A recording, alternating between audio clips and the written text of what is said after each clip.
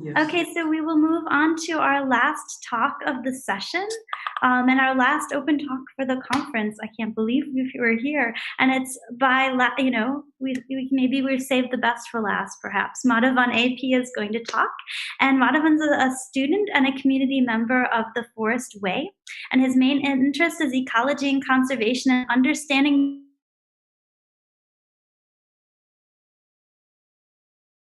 butterflies, spiders, frogs, snakes, birds, and plants, and all sorts of creepy crawlies and wonderful animals that live in the forest. And he's put them in portals like the India Biodiversity Portal. And the name of the talk is "Learning with Our Eyes Wide Open." Look, I'm looking forward to this. Thank you.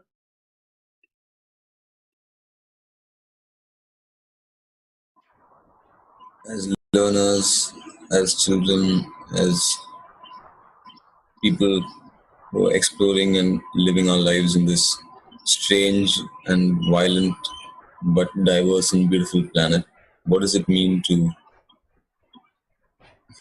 maintain our sanity, to have a place of passion and still have our eyes open towards the circumstances that we live in?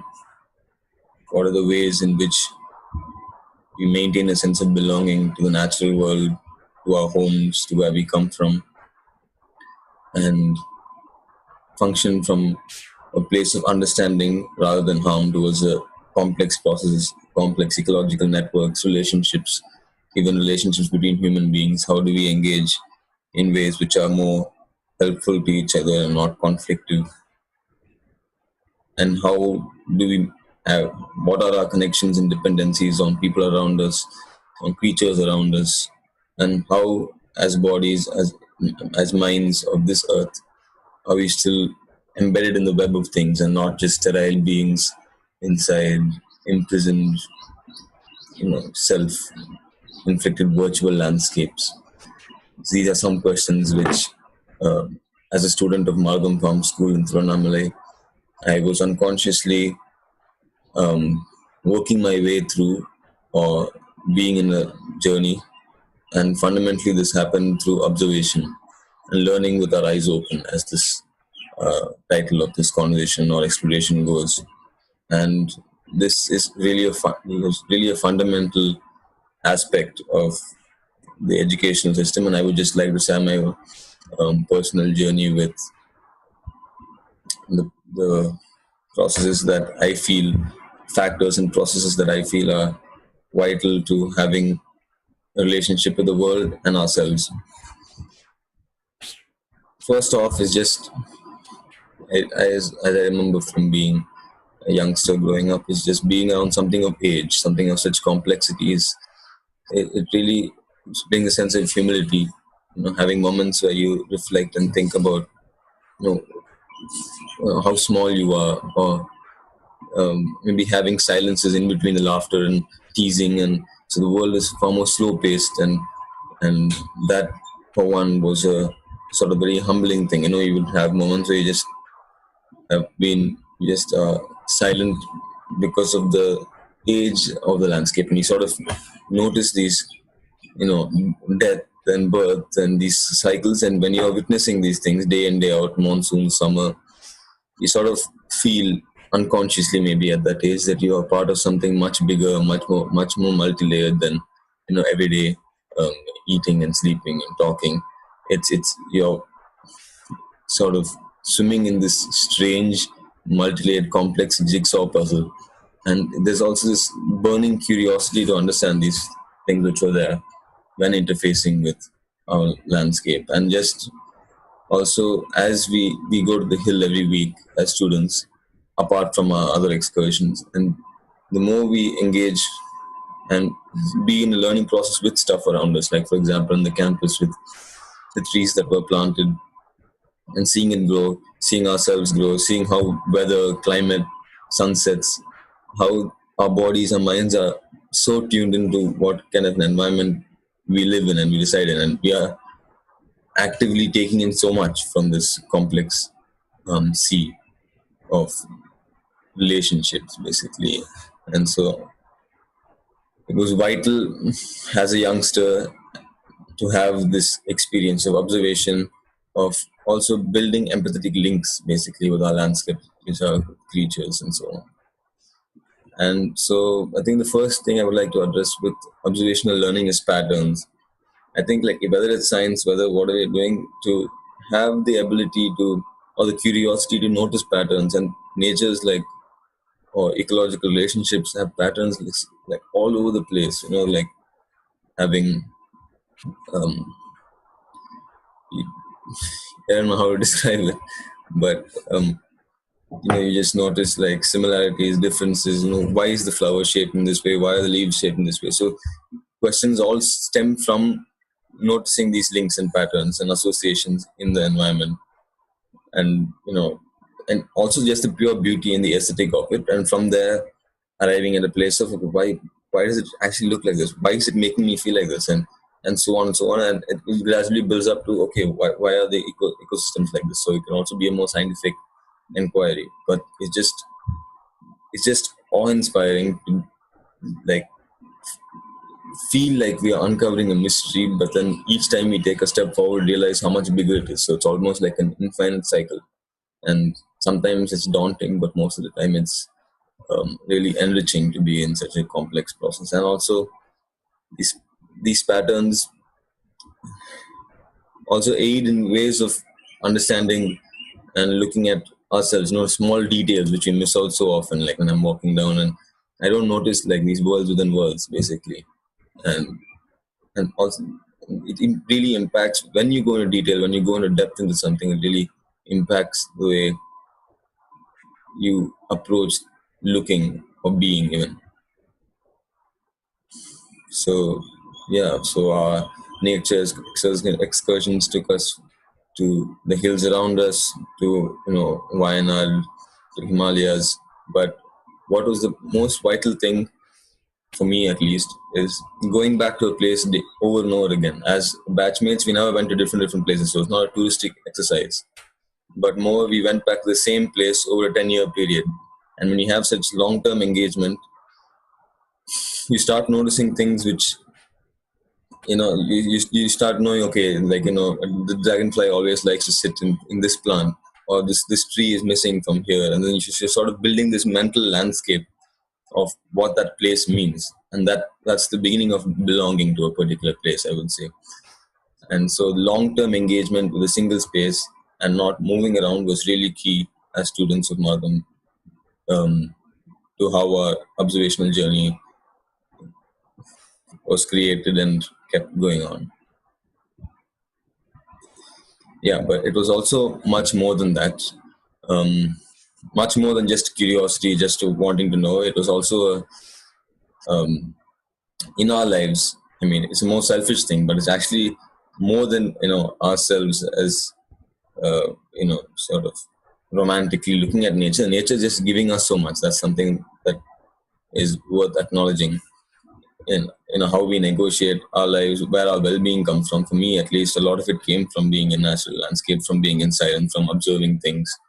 And oftentimes, in adolescence years, or even in the political, in the social, in the current landscape of so much loss, um, engaging with in natural processes, harmonious processes, is something which is vital to find the vocabulary to how we negotiate this treacherous world, basically.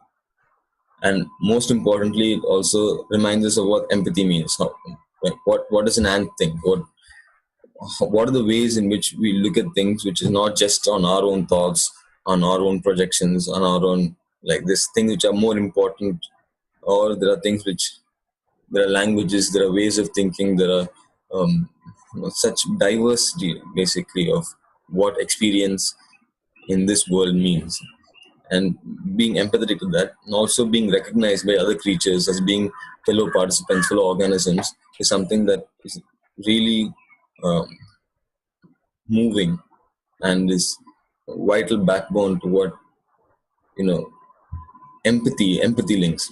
That is what for me at least, that's one of the most important aspects of observational learning in nature. So yeah, world within worlds basically. So dealing with such complexity, I think like one important thing for me is also is like we will never know everything, and the sheer beauty of everything. It's almost painful the amount of beauty that is there outside, and it's really like a gem which I'm holding, like a precious thing which I'm holding, which because of the long term relationships basically, and it's something that is created arduously, slowly, but it's also like if you just a matter of opening the lid and letting nature work its magic, I would say. And over time, even though it's not been all a fairy ride, as children we always go through processes, but over time there is a development of um, some flame inside, which is what drives me forward now, and it's a grounding thing basically. It brings you back to our place in the larger scheme of things, or our lack of it, more likely. Yeah. So how we engage with how I engage with my landscape, how I engage with my future, how I engage with people around me, all comes back down to the moments where I take to pause and look at the detail around, and to sort of take in that these things don't last forever. These moments, this is the hill that we climb. That this hill, the way it grows, it's all cycles, and that to hold on to these things, or to try and make the most out of what we have, to try and safeguard the most we have, and to try and take forward that positivity that nature is giving to us, and try and return something back. That's been my sort of drive in these circumstances. And so that's one thing I for sure know, is that no matter the extinction rates, climate change, human violence against each other, it's almost like we're living in a hellhole. But growing up with observation, with complexity, with observation, with our eyes open, gives a certain innocence to our lives, and also gives a passion, knowing that no matter what happens, I will do my best and function from a place of passion, to not lose this magical parent basically in my life. So that's, I hope I'm not past the time, but that's what I felt was a good starting point to engage with what observational learning in a school setup can be. Thank you.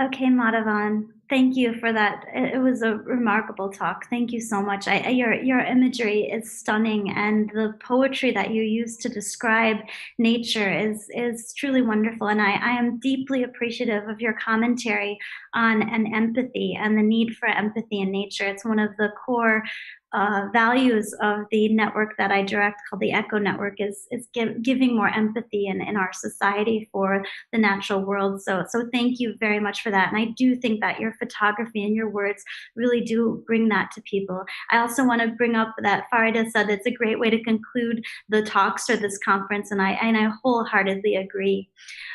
One of the questions I have for you is about this idea of empathy. I think this is when you're surrounded by nature.